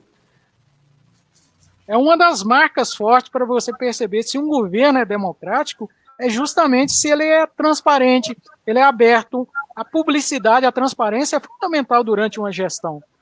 Os atos administrativos têm que ser públicos, não somente afixado, por exemplo, lá num quadro de aviso da prefeitura. É preciso usar rede social, jornal impresso, é preciso que todo mundo saiba dos atos. Então, uma das coisas que tem que ser superada na maioria de prefeitura é não fazer contratação de pessoal sem processo seletivo aberto e legal. Não se contrata por indicação. A contratação é um processo aberto, publicado, que todo mundo tem acesso. Quem votou, quem não votou. Quem é empregado, ele vai ser selecionado por competência. O conhecimento que tem, a qualificação que ele tem, são os critérios que estão na lei. Não é chamar na base do dedo esse, aquele. Porque se você olhar em administrações quase em geral esse Brasil todo, 95% ou quase 100% de contratados são eleitores do atual, seja prefeito, seja do governador, ou, de modo geral, há uma tentação muito grande de usar isso como moeda de troca. Então, esses benefícios, a distribuição de cargo. Assim mesmo, contratar a licitação. Licitação é o cara. Quem é que vence a licitação? É quem deu dinheiro para a campanha. Então, o cara lá tem um determinado comércio. Aí ele apoiou fulano e ele vence a licitação. Raramente você vê uma pessoa que não votou em determinado prefeito, determinado governador, ganhando licitação. Então, isso é grave, isso é imoral, é corrupção. Quem faz isso não é digno de administrar coisa pública. Então, tem que dar fim, definitivamente, contratações, seja qualquer uma licitação, que não passe pelo processo aberto de legalidade, aberto a todo mundo. Todo mundo tem direito de concorrer. E é a competência que te faz ser contratado. Não é porque você votou em determinada pessoa ou não. O Zé pontuou muito bem. Isso que ele falou que foi maravilhoso. Mas aí qual que é o problema disso tudo? Nem sempre a gente pode contar com quem fiscaliza a administração pública. Porque essas pessoas, principalmente os vereadores, eles acabam fazendo os mesmos erros. Qual que é o problema em relação à população e aos vereadores? A tolerância. Vai tolerando. Eu vou tolerar seu erro porque eu sei que eu faço a mesma coisa. Ou porque depois, se eu estiver lá, eu vou fazer a mesma coisa. Por isso, tantas coisas que a gente discutiu aqui essa noite. A gente sabe, é errado, é errado, é errado, é errado. Por que não muda? Se tem, igual a gente está falando, isso é errado. Por que quem está lá não consegue resolver isso? Que, de certa forma, acaba compartilhando dos mesmos problemas. Às vezes, por pressão, às vezes, não, mesmo não querendo, de certa forma, mas acaba caindo no mesmo problema, a tolerância. Por isso, assim, se você acredita numa coisa que tem que mudar, você não precisa ser tolerante. Você tem que tentar mudar, sem se prejudicar totalmente, mas você tem que tentar seguir um caminho. Qual que é o problema? Aqui tem um trauma de denúncia, né? Como se não pudesse fazer denúncia de nada. Só que, se ninguém tentar mudar aquilo que está errado, mesmo que seja através de uma denúncia, como é que vai mudar? Está todo mundo fazendo as coisas erradas para cá e para lá e ninguém está defendendo diferente. Sim, desse ponto aí eu passo para a participação da gestão democrática. Nesse ponto, a questão das denúncias, eu acho que o denuncismo ele é problemático. Tem gente que denuncia simplesmente porque é oposição. Mas, por outro lado, a ausência de denúncia, ou como se fosse proibido fazer denúncia, é muito grave. Isso é um atentado contra a liberdade das pessoas. E quem faz a denúncia, geralmente, ele sofre retaliação, principalmente se for servidor público. E por isso que as pessoas desanimam de denunciar. Para começar, ele vai receber uma retaliação. E outra, o processo judicial ele é muito lento. Então, você faz uma denúncia, até que o Ministério Público reage, isso vira um processo e vem uma punição. Isso é um processo muito lento. Aí acontece, as pessoas vão desanimando, porque existe um processo, todo um sistema que desencorajam as pessoas a fazer o certo, o correto. Elas são encorajadas a fazer sempre o errado, porque o errado é mais fácil, tem muito mais apoio. Então, eu acho muito grave também nas administrações, de modo geral, essa questão de ficar retaliando pessoas que fazem denúncia. Se está errado, não faça. Se você não quer ser denunciado, não faça errado, faça o certo. E a gente tem que ter um pouco essa coragem, quebrar um pouquinho esse gelo, porque isso é um tabu ainda. É preciso denunciar. Por isso que eu acho que em cidade pequena faz muita falta a existência de uma imprensa que faça jornalismo de verdade. Infelizmente, não tem como funcionar a imprensa nas cidades pequenas. Por quê? Porque não tem autonomia, não tem liberdade. Por exemplo, se eu tivesse um jornal, eu sou jornalista, eu tenho a licença de jornalista, tenho um registro.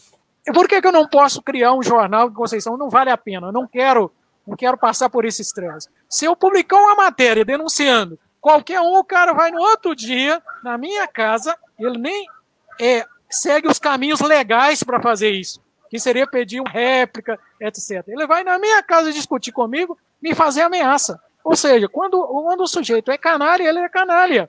Ele não dá espaço para poder a gente melhorar as relações e aperfeiçoar o processo democrático. Porque ainda existe muito coronelismo nesse processo. Por isso que é muito lento.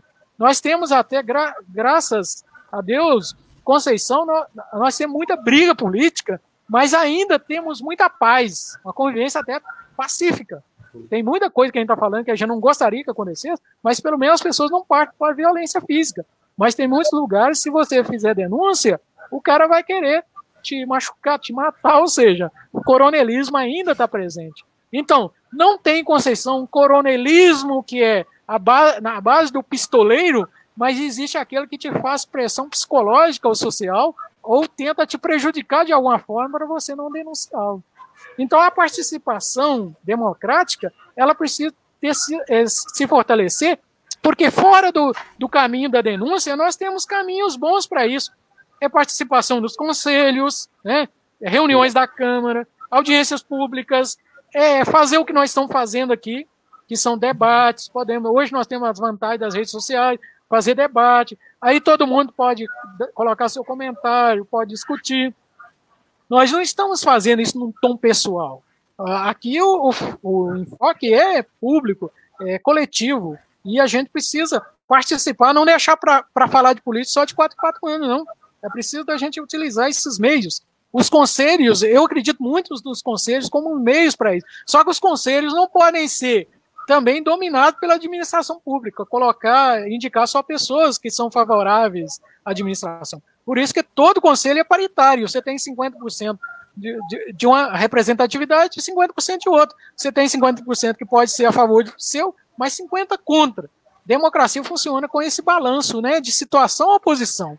Então, a gente precisa assumir esses espaços políticos para melhorar, não ficar somente nas indiretas, nas discussões só de redes sociais ou de boteco ou de rua. A gente precisa assumir esses espaços e os políticos, prefeitos, vereadores, precisam de abrir esses canais que não pertencem a eles, mas pertencem à comunidade. São os canais diversos, como a Câmara, as audiências públicas, os conselhos, para todo mundo participar, dar a sua opinião. Como é bom você ver um orçamento participativo discutido através de uma audiência pública, ouvir a população, saber o que raramente a gente vê o poder público perguntar à população assim, quais as prioridades que vocês concordam que deveriam ser realizadas durante o exercício deste ano, por exemplo, do ano 2020, do ano 2021.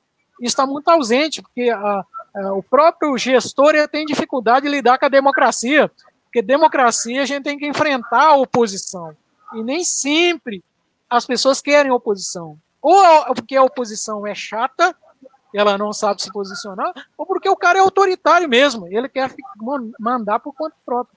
Então, a gente não quer ofender ninguém, nem bater em ninguém, nós estamos falando de modo geral que são hábitos que têm que ser superados. E passou da hora de ser superado essa mentalidade política. Acho que podemos... Precisa de um mundo novo. Zé, então, só acabando, o que a gente precisa? É participação popular. Onde se puder participar com a sua opinião durante os 4 anos, durante os próximos anos, entra, sabe? Tenta apoiar, tenta criticar, tenta cobrar, mas também assuma responsabilidades. Nós, como eleitores, cidadãos, a gente tem que assumir nossas responsabilidades. Zé, eu queria só acabar de agradecer os comentários aqui, a gente passa para o final. O problema é que já tem quase 1h30, tem tanta coisa para falar ainda, aí a gente vai ter que acabar. Muitos comentários, né? Aqui tem a Elisângela Rodrigues Peixoto dizendo: parabéns pela iniciativa de abrir espaço para a discussão tão importante. Torço muito para que Conceição de Parnaíba se torne de verdade uma cidade próspera e eficiente. A população toda merece. O nosso. A Elisângela é enfermeira aqui na unidade de saúde, né? Tá animada também com os projetos dela. Ela assume também, né? Obrigado, Elisângela. Muito bom a gente ter pessoas que não são nascidas em Conceição, mas estão aqui abraçando a causa. Por isso que a gente reforça a ideia. Quem é de Conceição, entre com a gente também. Não deixe só os de fora, né, tomarem as rédeas, não. Nós queremos todo mundo junto para tentar mudar a Conceição. Só que, eu sei se vocês entenderam, nós da associação estamos propondo isso fora da via política partidária. Não estamos falando aqui em nome de nenhum candidato ou partido, mas em nome da associação. A gente quer o bem coletivo, mas sem a via partidária, porque nós não queremos passar por esses tumultos da vida partidária, que vale a pena para quem gosta, é legal, existe aí, pode até fazer um bem, mas que não é a nossa prioridade aqui. Mais comentários aí. Eu vou tentar... Pessoal, eu valorizo, a gente valoriza, agradece pelos comentários de todos. Nós não daremos conta, né, de colocar todos eles. Então eu vou tentar falar dos comentários que não estão repetidos, né, porque outras pessoas tenham vozes. Eu quero aqui Ô, destacar Zé, o da Maria do Rosário. Você pode ler para mim? Deixa eu só conferir aqui a minha bateria. Você pode ir lendo aí? Aconteceu comigo e uma colega do posto de saúde, no dia 2 de janeiro de 2017. Uma pessoa foi para a porta do posto de saúde esperar de sermos mandados embora de lá. E a mesma falou comigo que tinha certeza que nós não continuaríamos no posto. E ficou lá até a hora do almoço. E perguntou, vocês vão continuar aqui? O que eu estava falando? Nós somos reféns. E nós somos, como eu acompanhei as lives de filosofia esses dias, nós somos o inferno dos outros. O inferno, a gente que faz o inferno do outro. Esse tipo de coisa tem que mudar. Então, tem um vamos... comentário Sim. do Adão de Paula, Zé, você viu? Adão de Paula... Temos vários comentários aqui. A do Adão, ó, um interessante aqui. Como pré-candidato a legislador, topa o debate com os demais democraticamente. Temos outros pré-candidatos aqui nos comentários. O que a gente precisa? É que eles assumam isso mesmo, que queiram discutir. Temos que criar condições de debates, mostrar projetos, a população cobrar o que ela precisa, o que ela quer, e a gente fica feliz aí pelo comentário. Você quer destacar mais um comentário aí? Porque tem muitos comentários. Não, a gente agradece aos outros comentários. Ó, Eusilene, obrigado. A Kátia. Sim, sim. E aí? Vamos para as considerações finais, então, senão a gente passa a noite aqui. Sim, sim. Pode começar aí. A gente fez alguns pequenos tópicos, né? Mas, em síntese, precisamos mudar as seguintes mentalidades e práticas para uma política verdadeira em Conceição de Ipanema. 1. Recuperar a dimensão do espaço público. O Zé começou na introdução, a gente tem que saber o que é público, prezar pelo público, respeitar o público. É nosso, mas não é nosso diretamente. É o nosso que a gente tem que manter para a gente conseguir continuar com ele futuramente para o nosso próprio bem. Pode continuar a leitura, porque eu estou sem o papel aqui. Segundo, conhecer as funções do prefeito e dos vereadores. Os próprios políticos, muitas vezes, não sabem, ou fingem que não sabem qual que é a função deles. A nossa associação publicou uns slides aqui, bem resumidamente. Por exemplo, qual é a função de um vereador? Representar os interesses da população, não os interesses seus, não o interesse do seu vizinho, não o interesse de determinada pessoa, os interesses de toda a população. Criar, extinguir e emendar leis. Tem várias coisas que a nossa cidade precisa que nós não temos. É um absurdo a nossa cidade não ter um código de postura. O código de postura, para quem não sabe, ele que rege sobre os cachorros na rua, sobre terreno baldio, fachada de prédio, calçada. A nossa cidade não tem. Por quê? Ninguém se preocupa em defender isso. E fiscalizar as ações do Poder Executivo.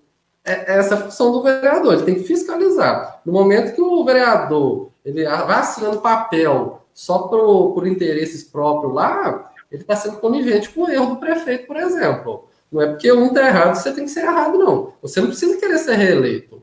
Pior candidato é aquele que quer ser reeleito a todo custo. É uma vergonha. Ele tem que ser reeleito por quê? Porque ele é capaz, porque ele está fazendo a diferença. Esse aí você pode acreditar. No contrário, não. E o que não é função de um vereador? Por exemplo, fazer favores particulares para os seus eleitores, como distribuir cesta básica, pagar conta de luz, medicamento, transportar eleitor para consulta e fazer documento, assumir funções de conservação de estradas e ruas, arrumar empregos na prefeitura para os seus eleitores e tantas outras coisas. Se a gente conseguir candidatos que preguem o que ele tem que fazer, uma hora a gente muda as coisas. Pode ser, eu não vou pregar isso aqui que é certo, porque eu não vou ser eleito. Mas você tem que pregar o que é o certo. Se não está pregando isso, você não é muito confiável, não. Eu quero só fazer um destaque aí neste ponto, doutor Alexandre. É o seguinte, que por que muitos... Nós temos aqui pessoas nos assistindo que são pré-candidatos e pessoas que já têm carreira política. muitas vezes as pessoas dão a desculpa assim, eu sei que tudo isso é errado, mas se eu não fizer isso, eu não vou ganhar, não vou ser eleito. Não, o dia que tiver gente com coragem de não fazer isso, não ceder pressão de eleitores para comprar e nem vender voto, isso vai acabar. É porque tem alguém que continua sustentando. Aí o candidato fala assim, mas se eu não fizer isso, o outro vai fazer. Não importa se o outro vai fazer. A sua moral, os seus princípios, não podem ser baseados naquilo que é negativo e errado no outro. Eu acho que falta isso, um pouco de autonomia de cada um. Por exemplo, eu não pretendo entrar na política, porque eu não gosto de política partidária. Felizmente não gosto. Gosto de debater política, no sentido da palavra, teórica e medidas para melhorar a sociedade, mas não gosto de política partidária. Mas se eu, por exemplo, candidatasse e fosse fazer uma campanha do jeito que deve ser feito, eu nunca seria eleito, porque eu não poderia jamais concordar com alguém que vai negociar o voto comigo.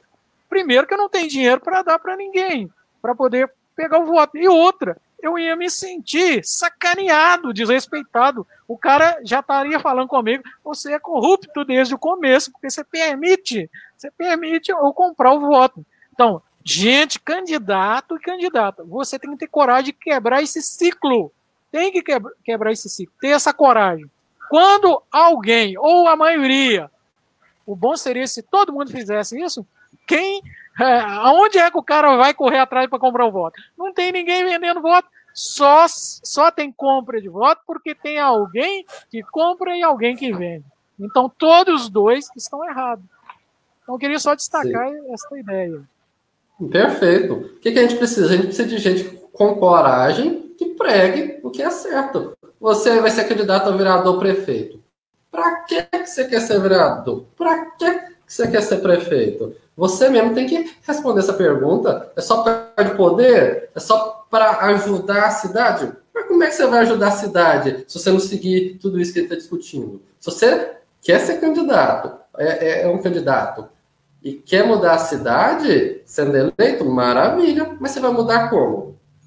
Desde o início, você já tem que estar pregando esse tipo de coisa. Esse tipo de coisa que vai contra os interesses de várias pessoas. Esse tipo de coisa que vai criar briga, vai criar ranço. Você tem que ter coragem, senão você não se candidata, não. Para que você quer estar lá se você não vai pensar diferente? Sim. Continuando, outro ponto. Cobrar projetos de realista e mais honestos.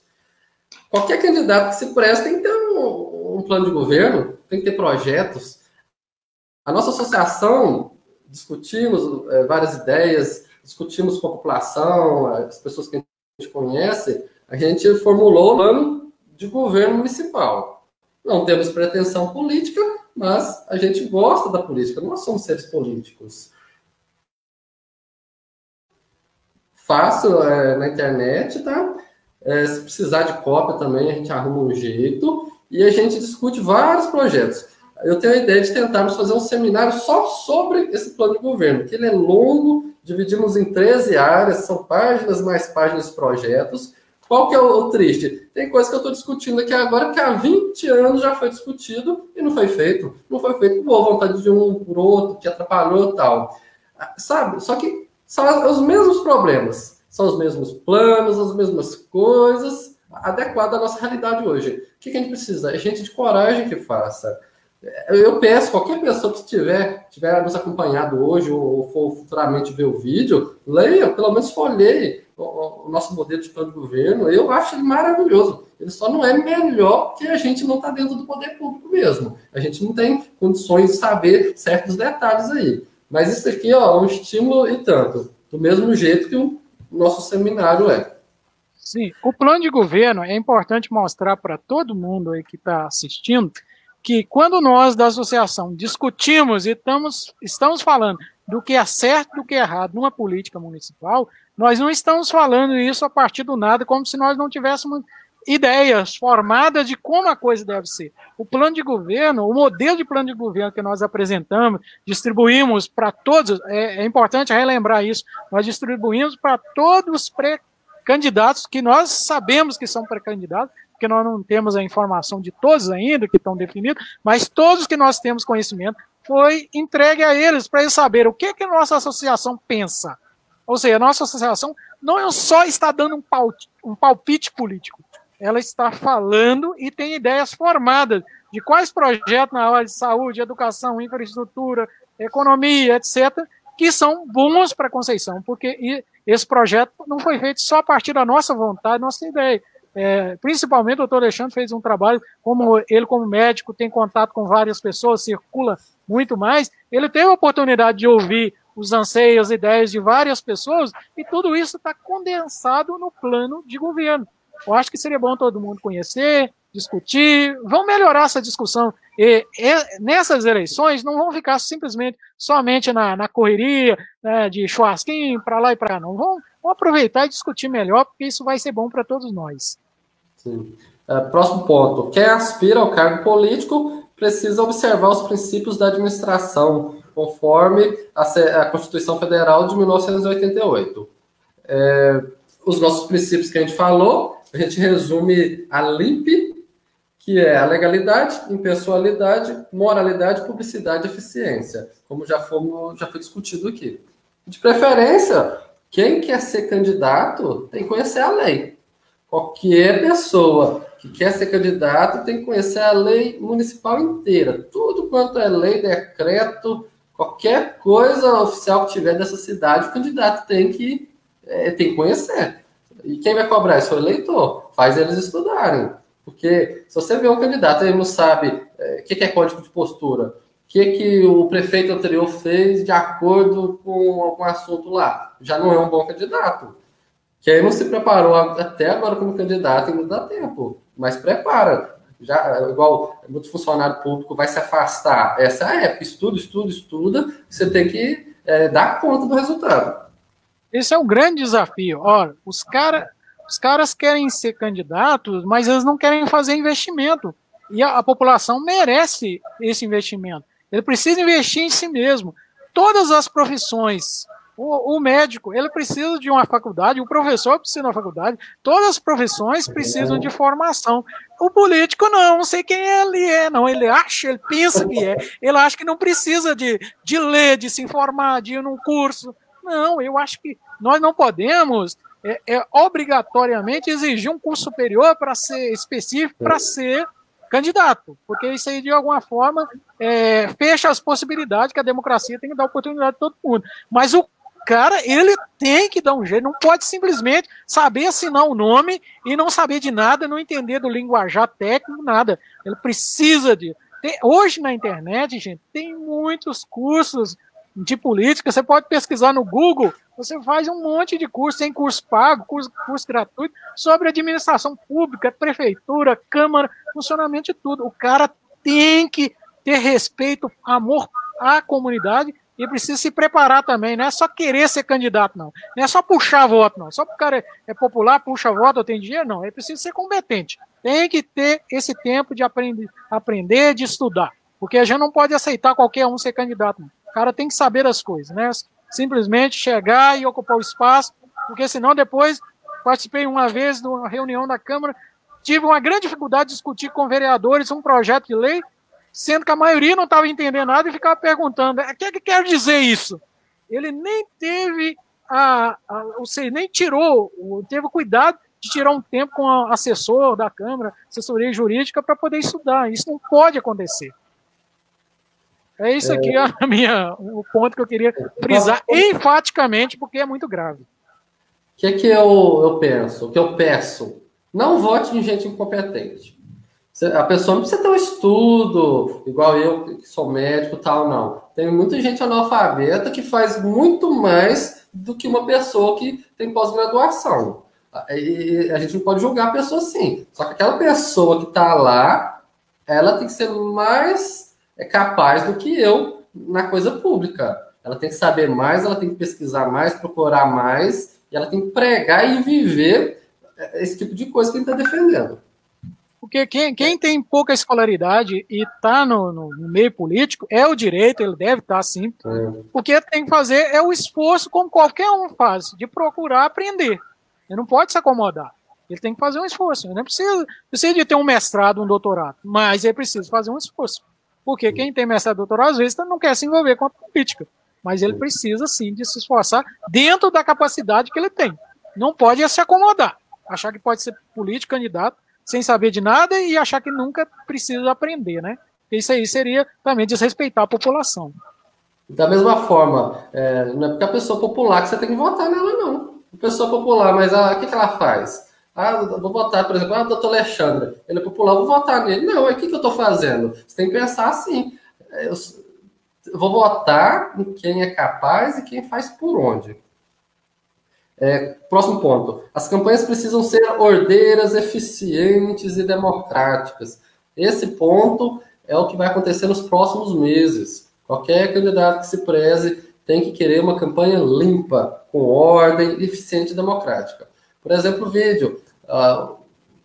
Os puxa-saco faz um vídeo falando mal do outro partido, do outro candidato. É errado. A pessoa que faz isso aqui, ele não é seu parceiro, não. Qualquer um que está tentando fazer algo diferente do que a gente prega aqui, ele não é seu parceiro. Você pode correr dele, que é má influência, só está pensando às vezes em vantagem própria, vai ser um problema para a nossa sociedade.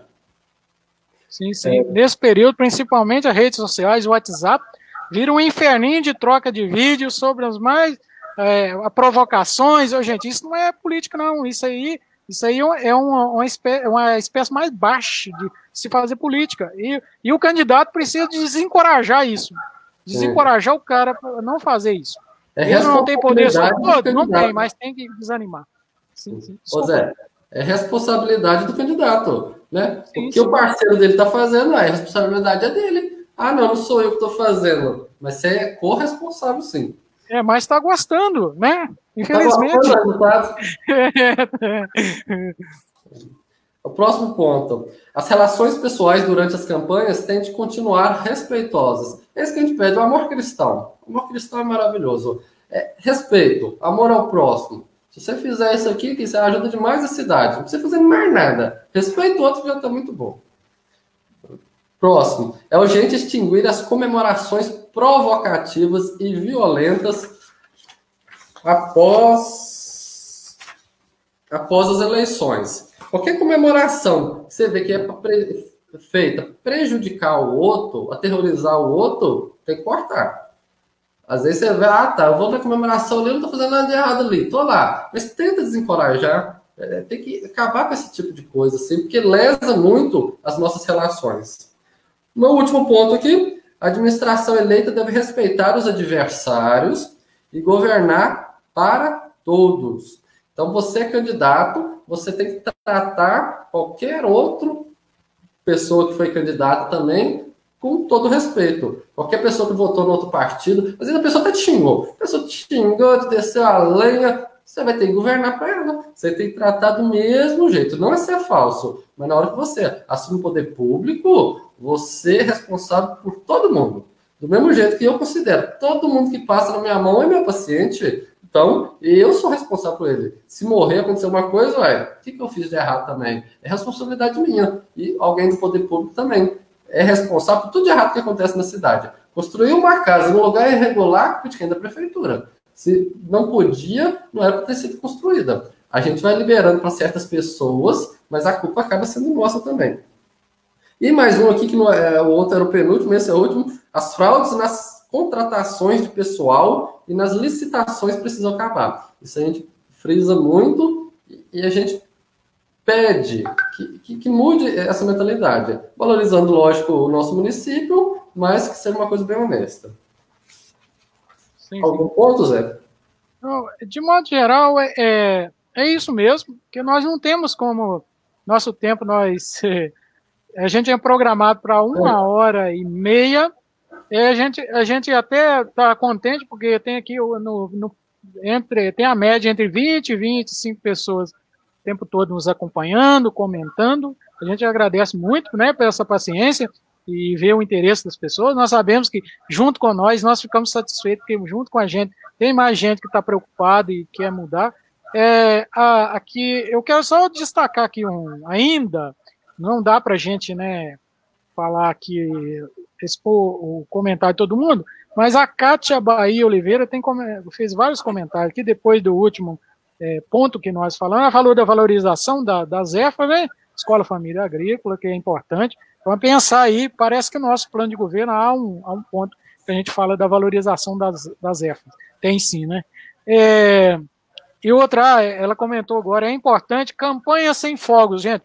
Esqueça dessa coisa chamada foguete. Isso é perigoso, pode causar acidente, isso é ruído, chato, estressante. Esqueçam disso. Por quê? O cara, quando chega um dia após a eleição, o cara que venceu solta o foguete 15 dias, 30 dias, estressando os outros. É cachorro que fica estressado, é criança que não consegue dormir, é idoso. Ou seja, por que uma mentalidade tão rasteira como essa? Não vamos esquecer dessa coisa.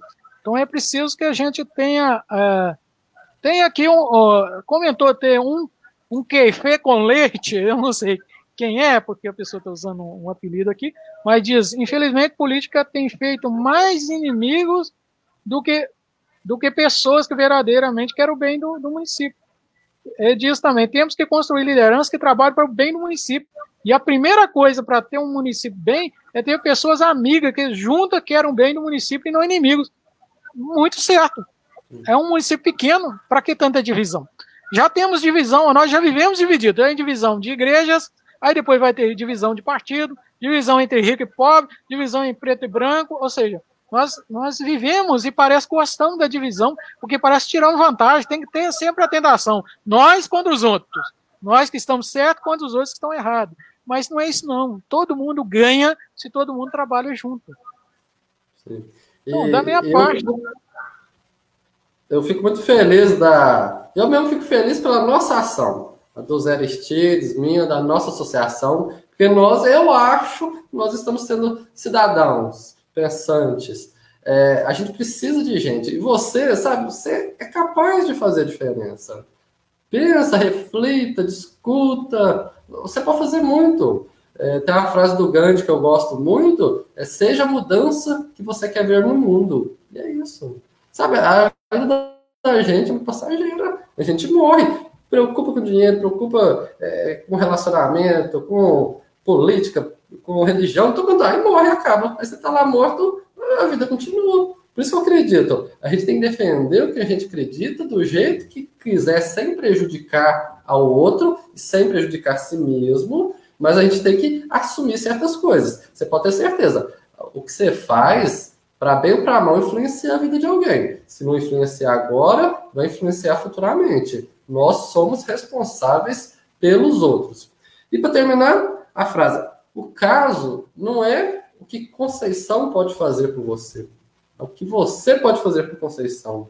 E muito obrigado, tá, pela audiência e por possibilitar a gente essas discussões, que a gente fica feliz de discutir isso, a gente acha, né, super importante. Obrigadão. Sim, eu agradeço a todos que participaram durante este período todo de quase 2 horas, né? Estamos com 1 hora e 52 minutos de transmissão. A gente agradece. Sim, o doutor Alexandre disse que não ia falar muito, mas falou muito. Então, a gente agradece e eu quero fazer um convite que é especial. Amanhã, às 19 horas, na página da Associação Sociocultural, mesmo processo que você fez para chegar até esta nossa live, nós teremos a presença do pastor Miqueias Holtz, que é da paróquia luterana de Funil. Ele vai fazer uma palestra para nós sobre ética e política no contexto, no contexto político do leste de Minas.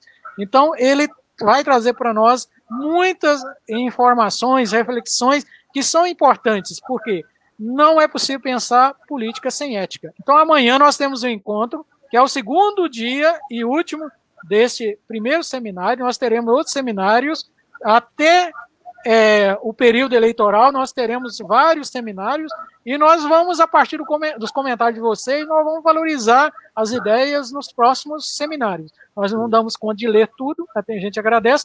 Então, amanhã, às 19 horas, temos um encontro aqui para a segunda atividade desse seminário, que é a palestra com o pastor Miqueias Holtz, da comunidade luterana.